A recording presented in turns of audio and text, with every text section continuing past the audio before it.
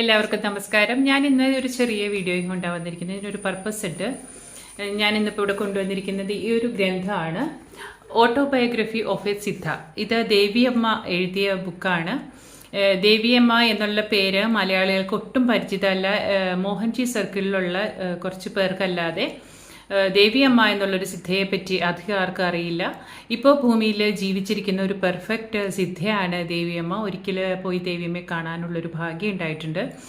ദേവിയമ്മ ബാംഗ്ലൂരാണ് ജീവിക്കുന്നത്. പക്ഷേ ആ ഒരു മുറിയുടെ ഉള്ളിൽ തന്നെ ഒരു തപസ്സിൽ എന്ന പോലെ തന്നെയാണ് ദേവിയമ്മ കഴിയുന്നത്. ദേവിയമ്മ സിദ്ധ യോഗിയായിട്ടുള്ള അഗസ്ത്യ മുനിയുടെയും ലോപാമുദ്ര ദേവിയുടെയും ശിഷ്യയാണ്, മകള് എന്ന് തന്നെ പറയാം. ദേവിയമ്മയെ കണ്ടത് മുതൽ മോഹൻജിക്ക് ആ ഒരു നിമിഷം മോഹൻജിക്ക് ദേവിയമ്മയോട് തോന്നിയൊരു കണക്ഷനെ പറ്റി മോഹൻജി പലപ്പോഴും പറഞ്ഞിട്ടുണ്ട്. അപ്പോൾ ഈ ഒരു ഗ്രന്ഥം ഇംഗ്ലീഷിലാണുള്ളത്. ഇംഗ്ലീഷ് വായിക്കാൻ അറിയുന്ന എല്ലാവരും ഇത് ഓർഡർ ചെയ്യുക. ഗുരു ലൈറ്റാണ് ഇത് പബ്ലിഷ് ചെയ്തിരിക്കുന്നത്. അപ്പോൾ ഗുരു ലൈറ്റിൻ്റെ വെബ്സൈറ്റിൽ പോയി കഴിഞ്ഞാൽ ഈ ഒരു ഗ്രന്ഥം അവൈലബിൾ ആണ്. നമുക്ക് ഇങ്ങനത്തെയുള്ള ഗ്രന്ഥങ്ങൾ വായിക്കുന്നതിലൂടെ അവർ കടന്നു പോകുന്ന വഴികളും അവർ ചെയ്ത തപസ്സും മനുഷ്യ നന്മയ്ക്ക് വേണ്ടി അവർ ചെയ്യുന്ന ത്യാഗങ്ങളും ഈ ഗ്രോസ് ആയിട്ടുള്ള, അതായത് ലാഭക്കൊതി മാത്രമുള്ള ഈ ഒരു ഭൗതിക ലോകത്ത് അവർ നേരിടുന്ന പ്രശ്നങ്ങളും നമുക്കൊരു ഒരു ഉൾക്കാഴ്ച നമുക്ക് ലഭിക്കും. നമുക്ക് ജഡ്ജ് ചെയ്യാതിരിക്കാൻ പറ്റും. കാരണം ഇതിൻ്റെ ആമുഖം എഴുതിയിട്ടുള്ളത് മോഹൻജിയാണ്. അപ്പോൾ ഇതിൽ മോഹൻജി പറഞ്ഞിട്ടുള്ള കാര്യങ്ങൾ ഞാൻ സെയിം വേർഡ്സ് അല്ല, ഞാൻ വായിച്ചത് ചുരുക്കി പറഞ്ഞുതരാം. മോഹൻജി വളരെയധികം പ്രശ്നങ്ങൾ നേരിടുന്ന ഒരു സമയത്ത്, അപ്പോൾ മോഹൻജി ദേവിയമ്മയെ നേരത്തെ കണ്ടിരുന്നു. അപ്പോൾ ദേവിയമ്മയോട് ഒരു മാതൃസഹജമായ ഒരു സ്നേഹമാണ് ദേവിയമ്മ മോഹൻജിക്ക് നൽകിയത്. അപ്പോൾ സിദ്ധ പരമ്പരയിലായതുകൊണ്ട് ദേവിയമ്മ പറഞ്ഞു, എൻ്റെ സഹോദരനായിട്ടാണ് ഞാൻ കാണുന്നത്. അപ്പം മോഹൻജി പറഞ്ഞു, എനിക്ക് അമ്മ എന്നുള്ള സ്ഥാനത്ത് തന്നെ ദേവിയമ്മയെ കാണാനാണ് ഇഷ്ടമെന്ന്. ഒരു സമയത്ത് മോഹൻജി വളരെയധികം പ്രശ്നങ്ങളിലൂടെ കടന്നു പോയിരുന്ന ഒരു സമയമുണ്ട്. വളരെയധികം മോഹൻജിക്കെതിരെ ആരോപണങ്ങൾ ഒരു ഗുരുവിനെയും, അല്ലെങ്കിൽ ഇപ്പോൾ സോഷ്യൽ മീഡിയയുടെ കാലത്ത് നമുക്ക് കാണാം, ഏതൊരാളെയും കരിവാരിത്തേക്കാൻ അവരെ പബ്ലിക്കിന് വളരെ എളുപ്പമാണ്. കാരണം ഇപ്പോൾ സോഷ്യൽ മീഡിയയിൽ ആർക്കും എന്തും എങ്ങനെ വേണമെങ്കിലും എഴുതാം. ഇതൊന്നും ഇല്ലാത്തൊരു സോഷ്യൽ മീഡിയ ഇത്രയും അങ്ങോട്ട് സജീവമാവാത്ത ഒരു കാലഘട്ടത്തിലാണ് മോഹൻജിക്കെതിരെ കുറേ ആരോപണങ്ങൾ വന്നു, മോഹൻജിയെ തകർക്കാനായിട്ട്, ഈ ഒരു മിഷനെ തകർക്കാനായിട്ട്. അപ്പോൾ ആ സമയത്ത് മോഹൻജി ദേവിയമ്മയോട് ചോദിച്ചു, എൻ്റെ പാതയിൽ, എൻ്റെ മിഷനിൽ എന്തെങ്കിലും പ്രശ്നമുള്ളത് കൊണ്ടാണോ, ഞാൻ എന്തെങ്കിലും ലേൺ ചെയ്യേണ്ടത് കൊണ്ടാണോ, എന്തെങ്കിലും പഠിക്കേണ്ടത് കൊണ്ടാണോ ഇങ്ങനെയുള്ള അനുഭവങ്ങൾ വന്നത് എന്ന് ദേവിയമ്മയോട് ചോദിച്ചു.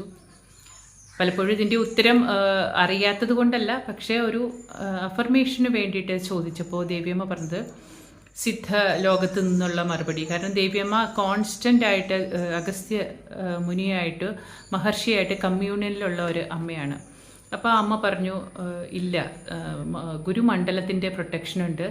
വിട്ടുപോയ ആളുകൾ, മോഹൻജിക്ക് പേര് ദോഷം വരുത്തിക്കൊണ്ട് വിട്ടുപോയ ആളുകൾ, അവർ പോവേണ്ടവർ തന്നെയായിരുന്നു. അവർ മാസ്റ്റേഴ്സ് റിമൂവ് ചെയ്താണ്. അവരൊരു ശല്യം മാത്രമാണ്. അവർ പ്രോഗ്രസ് ചെയ്യുന്നുമില്ല. മോഹൻജിയുടെ പ്രസൻസ് കൊണ്ട് അവരെന്തെങ്കിലും പഠിക്കുന്നുമില്ല, സ്പിരിച്വലി പ്രോഗ്രസ് ചെയ്യുന്നില്ല.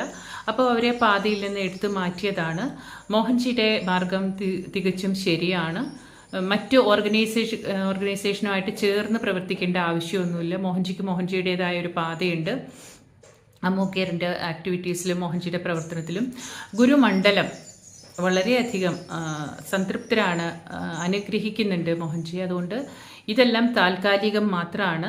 ഒരിക്കലും ആ ഒരു മിഷന് തടസ്സം വരുത്താൻ ഇതിനൊന്നും സാധിക്കില്ല എന്ന് പറഞ്ഞ ആ ഒരു അഫർമേഷൻ നമ്മൾ നോക്കൂ. എത്ര വലിയ അവതാരമാണെങ്കിൽ ഈ ഭൂമിയിൽ വരുമ്പോൾ നേരിടേണ്ട സത്യസായി ബാബയാണെങ്കിലും, ഷിർദി സായി ബാബയാണെങ്കിലും, മാതാ അമൃതാനന്ദമയി ആണെങ്കിലും, ഏതൊരു അവതാരവും, ജീസസ് ആണെങ്കിലും, എല്ലാവരും ഒരു ക്രൂസിഫിക്കേഷൻ, അവരുടെ ക്യാരക്ടർ അസാസിനേഷൻ, അവരെ കൊല്ലുന്നതിന് തുല്യമാണ് അവരുടെ ക്യാരക്ടർ അസാസിനേഷൻ. അങ്ങനെയുള്ള ഇതിലൂടെ കടന്നു പോയ ഈ ഭൂമിയിൽ അവർക്ക് ആ ഒരു അവസ്ഥ എല്ലാവർക്കും ഉണ്ടാകുന്നുണ്ട്. അതിൻ്റെ പുറകിൽ കുറേ ഡാർക്ക് ഫോഴ്സസ് പ്രവർത്തിക്കുന്നുണ്ട്. അപ്പോൾ അങ്ങനെ ഒരു അവസ്ഥ മോഹൻജിക്ക് വന്നപ്പോൾ ദേവിയമ്മ കൊടുത്തൊരു അഫർമേഷനാണ്.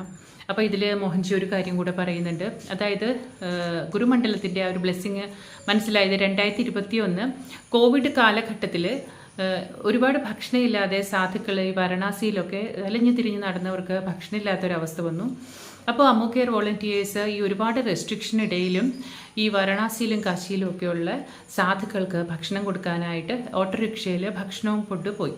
അവർ ഭക്ഷണം കൊണ്ടുപോകുമ്പോൾ ഒരു ദിവസം അവർ ഒരു ഒഴിഞ്ഞ സ്ഥലത്തെത്തിയപ്പോൾ ഇവരുടെ ഓട്ടോറിക്ഷയുടെ മുമ്പിൽ ഒരു നഗ്നനായ ഒരു സാധു പ്രത്യക്ഷപ്പെട്ടു. അപ്പോൾ ഇവർ സ്റ്റണ്ടായിപ്പോയി. ഇപ്പോൾ അദ്ദേഹം വണ്ടി തടഞ്ഞിട്ട് പറഞ്ഞു, ഈ ഭക്ഷണം ഞങ്ങൾക്ക് വേണം, മോഹൻജി തന്നു വിട്ടേക്കുന്ന ഭക്ഷണമാണിത്, അതുകൊണ്ട് ഞങ്ങൾക്ക് വേണം. അപ്പോൾ ഇവർ വിചാരിച്ചത് ആദ്യം ഒരു ഭ്രാന്തനാണ്, അലിഞ്ഞു തിരിഞ്ഞടക്കുന്ന ഒരു ഭ്രാന്തനാണ്, വേഷവിധാനമൊക്കെ അങ്ങനെയാണ്. അപ്പോൾ അവർക്ക് അവഗണിച്ച് മുമ്പോട്ട് പോവാമെന്ന് വിചാരിച്ചപ്പോൾ ഈ മോഹൻജിയുടെ പേര് പറഞ്ഞതുകൊണ്ട് അവർക്കത് അവഗണിക്കാനും വയ്യ. പക്ഷേ ഇവരുടെ വണ്ടി സ്റ്റാർട്ടാവുന്നില്ല.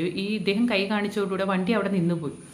അപ്പോൾ മോഹൻജിയുടെ പേര് പറഞ്ഞതിൻ്റെ പേരിൽ ഇവർക്ക് അവഗണിക്കാൻ പറ്റില്ല. അപ്പോൾ ഈ സാധു പറഞ്ഞു, ഞാൻ കുറച്ച് പേര് വിശന്ന് കാത്തിരിക്കുന്നുണ്ട്, അവരുടെ അടുത്തേക്ക് വരാൻ പറഞ്ഞു. അങ്ങനെ ഈ ഓട്ടോറിക്ഷ അമ്മു കെയറിൻ്റെ വണ്ടിയും കൊണ്ട് അവർ കാശിയിലേക്ക് പോയി. ഒരു ക്ഷേത്രത്തിലാണ് പോയത്. അവിടെ 17 പേര് വേറെ ഉണ്ടായിരുന്നു. അങ്ങനെ മൊത്തം 18 പേര് അവിടെ സാധുക്കൾ കാത്തിരിക്കുന്നുണ്ടായിരുന്നു. അവരെ ഭക്ഷണം കഴിച്ചിട്ട് പറഞ്ഞു, മോഹൻജി ഞങ്ങൾക്ക് അയച്ച ഭക്ഷണം, മോഹൻജി നാട്ടിലില്ല, പക്ഷേ മോഹൻജി ഉടനെ എത്തും, പക്ഷേ ഞങ്ങൾക്ക് അയച്ച ഈ ഭക്ഷണം ഞങ്ങൾ കഴിച്ചു, മോഹൻജി ബ്ലസ് ചെയ്യുന്നു എന്ന് പറഞ്ഞു. ഇവർ തിരിച്ചു പോകുന്നു. ഇതിൻ്റെ എല്ലാം വീഡിയോസ് എടുത്തു അവർ. അമ്മു കെയർ അങ്ങനെയാണല്ലോ, എല്ലാത്തിനും വീഡിയോസ് എടുത്തു വയ്ക്കും. അപ്പോൾ അമ്മു കെയറിൻ്റെ കോർഡിനേറ്റേഴ്സ് ഈ വീഡിയോ കണ്ടപ്പോൾ പറഞ്ഞു, എന്നാൽ ഇനി എല്ലാ ദിവസവും ആ സാധുക്കൾക്ക് അവിടെ ഭക്ഷണം കൊണ്ട് കൊടുക്കണമെന്ന്. അങ്ങനെ പിറ്റേ ദിവസം ഇവർ വീണ്ടും ഭക്ഷണമായിട്ട് അവിടെ ചെന്നു. ആ ക്ഷേത്രത്തിൽ ചെന്നപ്പോൾ അവിടെ അങ്ങനെ ഇന്നലെ കണ്ട സെറ്റപ്പേ അല്ല, അങ്ങനത്തെ കൂടാരോ അല്ലെങ്കിൽ സാധുക്കൾ ഇരിക്കുന്നൊന്നുമില്ല. അവിടെ ഒരു പൂജാരി മാത്രമേ ഉണ്ട്. അപ്പോൾ പൂജാരിയോട് ചോദിച്ചു, ഇന്നലെ ഇവിടെ കണ്ട സാധുക്കളൊക്കെ എവിടെ? അപ്പോൾ അദ്ദേഹം പറഞ്ഞു, ഇവിടെ ഒരു സാധുക്കളും ഇല്ല, ഇവിടെ ആരും വരാറില്ല, ഇവിടെ ഞാൻ മാത്രമേ ഉള്ളൂ, ഞാൻ ഇന്നലെ നിങ്ങളെ ആരും കണ്ടില്ല എന്ന്. അപ്പോൾ മോഹൻജി പറയുന്നു, ഈ 18 പേര് എന്ന് പറയുന്ന സിദ്ധ സമ്പ്രദായത്തിലെ 18 സിദ്ധരാണുള്ളത്.